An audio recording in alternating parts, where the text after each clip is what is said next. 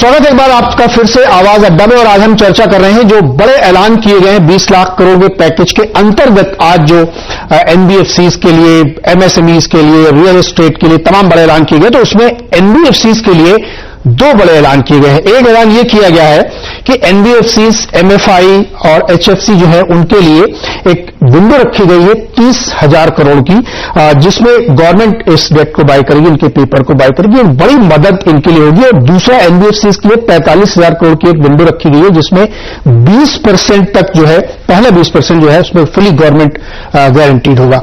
जफर साहब, ये एक बड़ा स्टेप इसलिए लग रहा है मुझे क्योंकि एनबीएफसी में हम लोग अक्सर मार्केट में जब चर्चा करते हैं तो उनको लोग फाइनेंसिंग की दिक्कत है, लिक्विडिटी की दिक्कत है, बैंक को थोड़ा संकोच होता है उनको पैसे देने में। और इस पिछले 1-2-3 महीनों में बड़ी दिक्कत उस सेक्टर को हुई और अगर उनकी कंपनियों के स्टॉक्स को आप देखें बड़ी जबरदस्त पिटाई हुई है सिर्फ इसी वजहों से। तो ये जो दो ऐलान किए हैं सरकार ने, इससे कितनी मदद मिलेगी, आप एक बैंकर के लिहाज से बताइए। देखिए, थोड़ी सी राहत जरूर मिली थी जब आरबीआई ने अनाउंस किया था TLTRO2, उसमें 50,000 करोड़ था और उससे पहले भी LTRO1 भी जो किया था उसमें TLTRO1 भी, उसमें भी बहुत राहत मिली थी एनबीएफसीज को भी, जो बेटर रेटेड एनबीएफसीज को, जो AAA रेटेड है, AA+ है रेटेड है। लेकिन आरबीआई का सर्कुलर था कि इन्वेस्टमेंट ग्रेड तक जाना चाहिए, सर्कुलर के हिसाब से इन्वेस्टमेंट ग्रेड, बट लेकिन अगर इन्वेस्टमेंट ग्रेड तक जाए या AA से नीचे जाए तो लिक्विडिटी बिल्कुल नहीं थी, कोई बायर नहीं था, कोई बैंक भी देने के लिए पैसा तैयार नहीं थे। तो ऐसे में ये बहुत अच्छी स्कीम आई है कि जो लोग बड़े ऊपर के रेटेड जो एनबीएफसीज हैं उनको ऑलरेडी पैसा मिलने लगा है, बैंकों ने पैसा देना शुरू किया है, जो दोनों TLTRO स्कीम में 2 and 1 दोनों में। लेकिन जो छोटे जो जिसकी रेटिंग BBB है या BBB- है या BBB फ्लैट है, ऐसी कंपनी या सिंगल ए है, ऐसी कंपनियों को एनबीएफसी को दिक्कत हो रही थी। तो ये 30,000 करोड़ में अब मुझे लगता है कि इससे जो लिक्विडिटी उनको चाहिए थी वो मिल जाएगी। और दूसरा जो उनका बैलेंस शीट जो उन्होंने कहा कि लायबिलिटी साइड भी अगर वो रेस करना चाहे, कुछ फर्दर रेस करना चाहे, जाके नए बॉन्ड को या प्राइमरी इश्यूज करें, तो उसमें जो फर्स्ट लॉस जो पीस है उसमें 20% जो है सरकार ने गारंटी दी। मतलब आज अगर म्यूचुअल फंड चाहे या कोई और चाहे बाई करना तो उसको पूरा रिस्क नहीं है, 100% रिस्क नहीं ले रहा है, उसमें 20% जो रिस्क है वो सरकार ले रही है। मतलब फर्स्ट लॉस पीस जो है वो सरकार ले रही है। अगर ऐसे गारंटी, पार्शियल गारंटी से जो इंस्ट्रूमेंट जो है बेटर हो जाता है और उसकी जो है मार्केटेबिलिटी बेहतर हो जाती है और जो लोग जो है रिस्क वेट भी कम हो जाता है बैंकों के लिए और म्यूचुअल फंड के लिए भी आराम हो जाता है। तो मुझे लगता है बैलेंस शीट साइड के लिए भी, लायबिलिटी साइड के लिए भी इन्होंने सरकार ने ये राहत पहुंचाई है कि वो फर्दर रिसोर्स रेजिंग करना चाहें तो कर सकते हैं ये पार्शियल गारंटी का इस्तेमाल करते हुए। ये आपने सही कहा कि ये एक बहुत बड़ा बोल्ड मूव है कि जो पार्शियल क्रेडिट गारंटी स्कीम दी, जिसमें बहुत सारे लोग शायद हेजिटेंट होते हैं कि हम उस पर नहीं लेंगे, लेकिन अब ये सरकार अगर सामने से आके कह रही है कि हम इसमें मदद के लिए खड़े हैं और 20% का तो हम बेयर करेंगे अगर कोई लॉस होता है तो ये एक बड़ा सिग्निफिकेंट मूव है। गुप्ता जी, ये जो स्कीम है, चूंकि आपके सेक्टर में, बहुत सारे सेक्टर में लोनी इन्हीं इलाकों से होती है, एमएफएसआई से होती है, छोटी छोटी कंपनियों से होती है, तो ये मूव भी बड़ा कारगर साबित होना चाहिए। बिल्कुल, इस देश में अगर आगे तरक्की करनी है तो फाइनेंस अवेलेबल कराना बहुत जरूरी है। एनबीएफसी बिना फॉर्मेलिटी के, बिना गारंटी के लोगों को लोन देते हैं। जब उनकी अगर हेल्थ खराब हो गई है, उसको इंप्रूव करने के लिए जो लिक्विडिटी आएगी वो इनडायरेक्टली इंडस्ट्री में ही जाएगी। एनबीएफसी अपने पास पैसा नहीं रखती है, माइक्रो फाइनेंस अपने पास पैसा नहीं रखता है, बहुत लघु उद्योगों को पैसा देते हैं, थोड़ा थोड़ा पैसा देते हैं। अगर आज उनकी कंडीशन बहुत अच्छी नहीं है तो उनको कोई क्रेडिट नहीं दे रहा था। इस प्रावधान के साथ उनको आज फाइनेंस मिलेगा और इनडायरेक्टली वो फाइनेंस इंडस्ट्री को देंगे, लघु उद्योगों को देंगे और उससे ये पूरी जो सिस्टम है वो दोबारा चलने लगेगा और एक बहुत बड़ा स्टेप है, मैं समझता हूं इस डायरेक्शन। जी, अश्विनी महाजन जी, आपकी टिप्पणी सर। देखिए, जो IL&FS कांड हुआ उसके बाद एनबीएफसी के ऊपर बहुत बड़ा अटैक हो गया और बैंकों ने उनको ऋण देना बंद कर दिया और उसके ऊपर ये इस वायरस की मार, उसके कारण जो प्रावधान किए गए मोरेटोरियम के वो भी बैंकों ने इनको ट्रांसफर नहीं किया और बैंकों ने इसको मान्य करने से मना कर दिया। और हालांकि फाइनेंस मिनिस्ट्री की तरफ से और आरबीआई की तरफ से जो ऐलान किए गए थे उनको लागू नहीं किया। बाद में स्टेट बैंक ऑफ इंडिया ने किया है और कुछ अभी और इंटरवेंशंस भी हो रही हैं। यानी एक ये बात बहुत जरूरी है कि जो मोरेटोरियम सबको मिला है वो लेंडर्स को भी मिलना चाहिए। स्वाभाविक तौर पर अगर वो नहीं होगा तो पूरी साइकिल कंप्लीट नहीं होगी। तो उसके कारण एनबीएफसी बहुत संकट में थे, हमसे भी बात कर रहे थे, तो वो एक बड़ी बात है। और दूसरा ये कि अभी जो वर्तमान में जो राहत मिली है और खासतौर पर जो रेटिंग वाली जो बात आती है, मैं यहाँ पर आपके चैनल के माध्यम से सरकार को भी ये कहना चाहूंगा कि ये जो रेटिंग है ये उचित नहीं है, क्योंकि जो एनबीएफसी जिस तरह से काम करते हैं वो लास्ट माइल को ज्यादा अच्छी तरह से समझते हैं। वो जैसे कि बताया कि बिना गारंटी के भी लोन देते हैं, बिना कोलेटरल के भी देते हैं और छोटे छोटे लोगों को लोन देते हैं, जिसके कारण हमारा पूरा का पूरा इकोसिस्टम चलता है।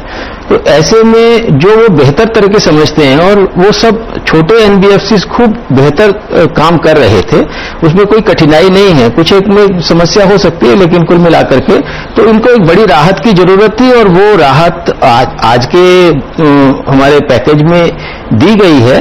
लेकिन इसमें मुझे लगता है कि एनबीएफसी की जो कुल मिलाकर के जो मैं कह रहा हूं लॉन्ग टर्म में एक रेटिंग वाली जो समस्या है कि सामान्य तौर पर जितनी छोटी एनबीएफसी हैं, आप एक को भी AAA की रेटिंग नहीं है। तो ये तो बड़ी अजीब सी बात है कि बड़ी बड़ी रेटिंग एजेंसीज जो हैं वो बड़ी एनबीएफसी को तो रेटिंग करती हैं। मैंने बहुत छोटी बहुत वैलिड पॉइंट आपने रखा में ये हाँ, जो छोटा कारोबारी है, जो छोटा सरमायादार है, उसके लिए आपको तरीका थोड़ा सा डिफरेंट रखना पड़ेगा और उनको उस हिसाब से डील करना पड़ेगा। जहां आप कुछ इशारा कर रहे थे, संक्षेप में रखिए, क्या कह रहे थे आप? मैं सिर्फ इतना कहना चाह रहा था कि देखिए दो चीजें, एक तो कि एनबीएफसी का जो बाकी लेंडर की तरह जो मोरेटोरियम की बात थी वो पूरी पिछले बार जो आरबीआई का अनाउंसमेंट था उसमें वो कंसर्न एड्रेस कर दिया था। 27 मार्च वाले में नहीं हो पाया था। दूसरी बार जो अनाउंसमेंट किया आरबीआई ने तो उसमें वो सारी चीजें जो एनबीएफसी की रिक्वायरमेंट थी कंफर्म वो खत्म कर दिया था। लेकिन सिर्फ उनके लिक्विडिटी का इश्यू जो था कि छोटी एनबीएफसी को, वो भी आज खत्म हो गया। वो बहुत अच्छे से एड्रेस कर दिया। एनबीएफसी सेक्टर जो है छोटी छोटी एनबीएफसी पूछे। अब जहां तक रेटिंग की बात है, देखिए रेटिंग जो है वो सिर्फ छोटे और बड़े से नहीं है। रेटिंग डिपेंड करता है कि कितने टाइम आप लेवरेज कर रहे हैं। आपका जो एसेट क्लासिफिकेशन, एसेट मॉडल क्या है, आपके पास जो एसेट जो है जिसके अगेंस्ट में आप दे रहे हैं वो उसमें वो कैसा है और उसमें डिलिक्वेंसी कितनी है। तो मेरे ख्याल से सिर्फ रेटिंग इस बेसिस पे नहीं कि बड़ा है तो AAA, कोई AAA रेटेड बहुत कम ही एनबीएफसी है इंडिया में, AA+ भी बहुत कम है। लेकिन जो इसलिए कि जो मॉडर्न है इंडिया में जो एनबीएफसी का है कि ₹1 डालो 10 टाइम्स जो इसको लेवरेज करो ताकि ज्यादा से ज्यादा पैसा बनाओ। आज जो भी तकलीफें, चाहे एलएफएस हो, चाहे दीवान हाउसिंग हो, चाहे इस तरह के, उस लोगों ने ओवर लेवरेज किया था। अब बहुत सारे एनबीएफसी छोटी हैं लेकिन उनको लेवरेज जो है 1:1 है या अभी भी कैपिटल पे, तो उनकी रेटिंग अच्छी है, उनको रेटिंग A+ रेटिंग भी है। जबकि बहुत सारी ऐसी कंपनियां जिनका बहुत बड़ा बैलेंस शीट है लेकिन उनकी रेटिंग जो है A- है और उससे नीचे है। तो इससे डिपेंड करता है कि जो एसेट क्वालिटी, जो लेवरेज कितने टाइम कर रहे हैं और जो डिलिक्वेंसी कितना है आपके इसमें, उसको एनालाइज करके रेटिंग एजेंसी देती है। तो मुझे लगता है और कोई मेथड टू मैडनेस होना चाहिए ताकि करना चाहते जी। अश्विनी जी बहुत संक्षेप में रखिएगा जी। देखिए ये जो रेटिंग की हमने बात की है, ये IL&FS जो है जो कुछ दिनों बाद बर्बाद हो गई, उसकी आप रेटिंग देखिए। तो यहां पर मैं उस रेटिंग पर प्रश्न चिन्ह इसलिए खड़ा कर रहा हूं कि छोटे लोग बेहतर तरीके से जानते हैं। दूसरी बात आपने जो कही कि जो आरबीआई ने निकाला था, मैं इस चीज के साथ लंबे पूरे समय जुड़ा रहा। मेरी माननीय वित्त मंत्री जी से भी बातचीत हुई।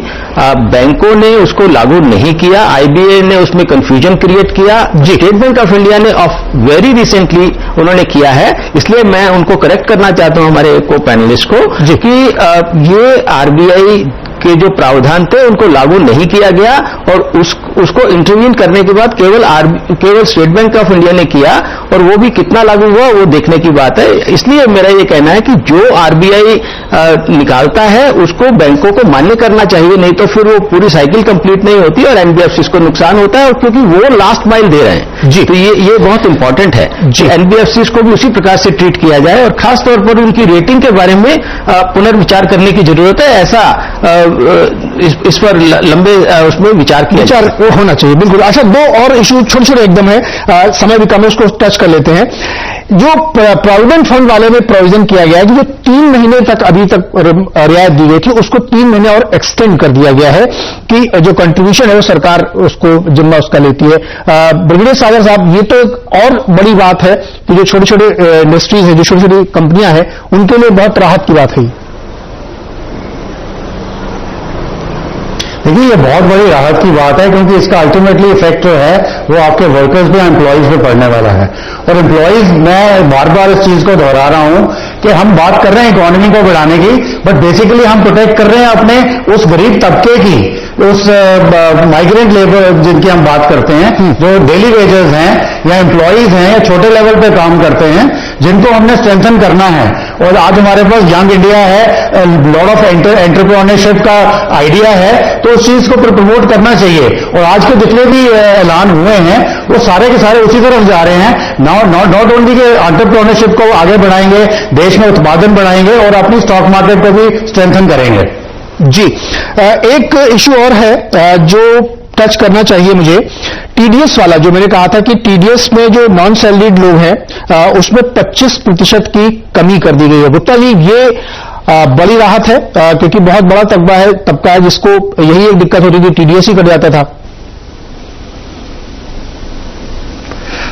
इसको 2 एंगल से देखना चाहिए। सबके लिए 25% टीडीएस कम किया सरकार ने।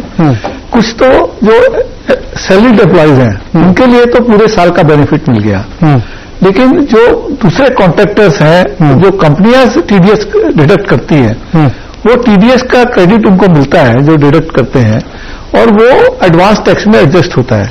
एडवांस टैक्स की किस्त में कमी नहीं करी। जो आपको एडवांस टैक्स देना है हर 3-3 महीने के अंदर, उसकी किस्त में जो परसेंटेज किस्त जाती है वो उतनी फिक्स रखी है।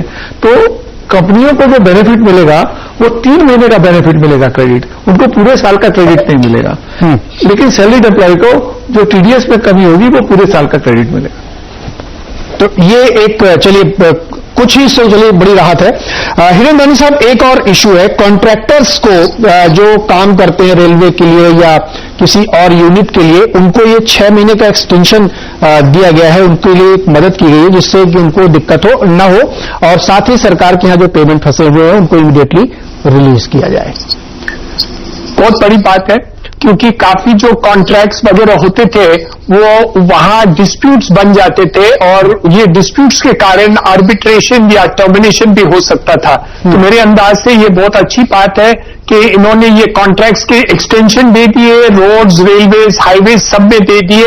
एक और पॉइंट मैं कहना चाहता हूं, वो है रिफंड्स की बात।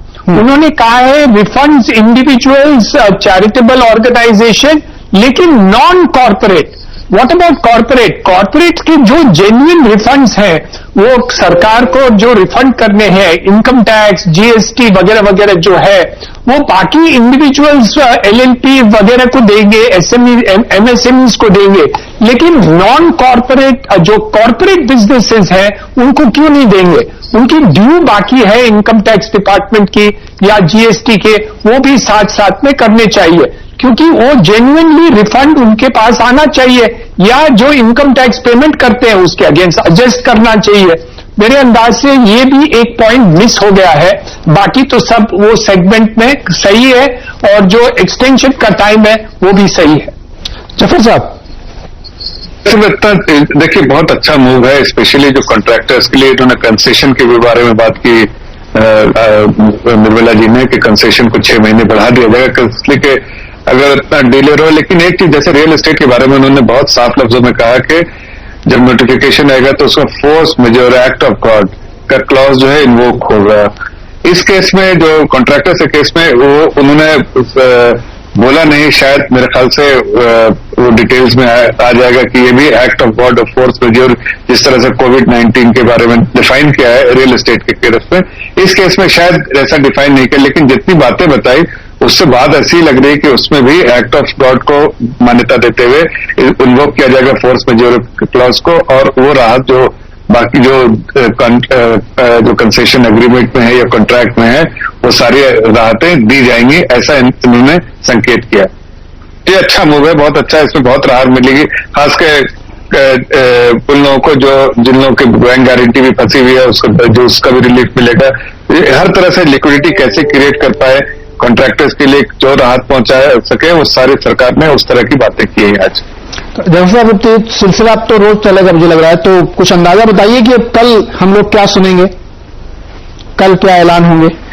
देखिए आज जो है काफी लिक्विडिटी क्रिएट करने के लिए बात आगे, मुझे लगता है कि कंजम्पशन के बारे में बात आनी चाहिए, कुछ इन्वेस्टमेंट के बारे में बात आना चाहिए, तो और भी अभी तो काफी कुछ आगे। आप ये कह रहे हैं कि आम आदमी के हाथ में कुछ कैश आएगा क्या? कंजम्पशन कैसे बढ़ेगा? अब ये तो सरकार जानती है भाई, मैं तो इसके बारे में कुछ बोलूंगा नहीं, लेकिन इतना जरूर है कि आगे बहुत कुछ आना बाकी है। अभी तो आपने सही कहा कि पहला पेज है, आगे तो कई पन्ने खुलने हैं। जी अश्विनी जी, आप कुछ कहने जा रहे थे? देखिए, मुझे लग रहा है कि अभी जो आना बाकी है वो है गरीबों के लिए कैसे व्यवस्था हो, क्योंकि पहले भी ट्रांसफर्स हुई हैं और उन कैश ट्रांसफर्स के माध्यम से टेक्नोलॉजी का उपयोग करते हुए डायरेक्ट बेनिफिट ट्रांसफर हुआ है, और भी कहीं ग्रामीण क्षेत्रों में किस प्रकार से रोजगार के अवसर निर्माण हो, उसके लिए कुछ व्यवस्थाएं हों। हम अपेक्षा करते हैं कि ग्रामीण रोजगार और ग्रामीण उद्योग और रूरल एरियाज में नॉन फार्म एक्टिविटीज को बढ़ावा देने के लिए कुछ व्यवस्थाएं होनी चाहिए जी, क्योंकि बहुत बड़ी संख्या में माइग्रेंट लेबर वहां माइग्रेट हुए हैं, वापस गए हैं, रिवर्स माइग्रेशन हुआ है, और उनको भी वहां पर एंगेज करना, उनको लाभकारी रोजगार देना, ये भी सरकार के एजेंडा में होना चाहिए जी, मुझे लगता है। तो बिल्कुल सही कह रहे हैं डॉक्टर महाजन, और ये कि ज्यादा से ज्यादा लिक्विडिटी जी देखते हैं कि शायद मतलब मुझे नहीं पता, मेरे तो ये विषय है कि शायद कोई यूनिवर्सल बेसिक इनकम स्कीम जैसी चीज भी ऐलान हो सकती है, क्योंकि 20 लाख करोड़ का अगर हम पूरा पैकेज देखें तो अभी तो ये पहले चैप्टर खुला है उस किताब का, आगे के चैप्टर्स में ये हो सकता है जो आप कह रहे हैं, शायद वो उसी तरह की कोई चीज हो। हम सब इसको देखेंगे। बिल्कुल समय मेरा खत्म हो चुका है इस शो का, नंदानी साहब माफी चाहूंगा आपसे, लेकिन आज जो ऐलान हुआ है वो बहुत बड़े तबके को प्रभावित करेगा। 45 लाख डायरेक्ट जो एमएसएमईज हैं उनको प्रभावित करेगा, कंस्ट्रक्शन सेगमेंट में प्रभावित करेगा, और जो छोटी छोटी इंडस्ट्रीज चलती हैं उसके एम्प्लॉइज को प्रभावित करेगा। तो उम्मीद करते हैं कि ऐसे और बड़े ऐलान सुनने को हमें मिलेंगे। देखते रहिए सीएनबीसी आवाज, एक एक खबर, एक एक ऐलान का बारीक विश्लेषण आपको सिर्फ यही देखने को मिलेगा। बहुत बहुत शुक्रिया हमारे साथ जुड़ने के लिए।